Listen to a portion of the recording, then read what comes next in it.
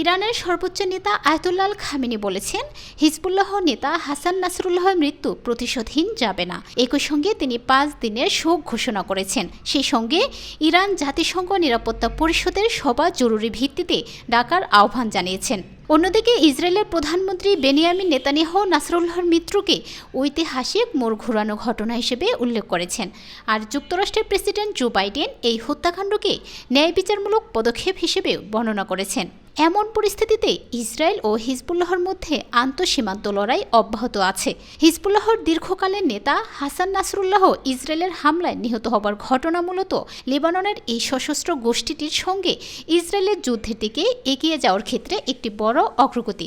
এটা সম্ভবত ওই অঞ্চলকে আরও বিস্তৃত ও বিপজ্জনক সংঘাতের আরেক ধাপ কাছে নিয়ে গেছে, যা যুক্তরাষ্ট্র ও ইরান উভয়কে টেনে আনতে পারে।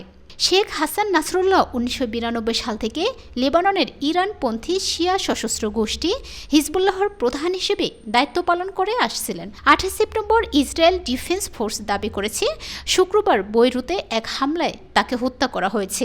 সুতরাং পরিস্থিতি এখন থেকে আসলে কোন দিকে যাচ্ছে, এটা মূলত নির্ভর করে 3টি মৌলিক প্রশ্নের উপরে।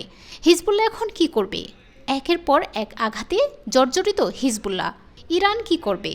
সাম্প্রতিক হত্যাকাণ্ড হিজবুল্লাহর মতো ইরানের জন্য একটি বড় ধাক্কা। দেশটি ইতোমধ্যেই 5 দিনের শোক ঘোষণা করেছে।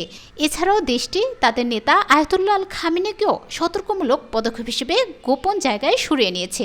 ইসরায়েল কি করবে? এই হত্যাকাণ্ডের আগে কারো কোনো সন্দেহ থাকলেও এখন আর নেই।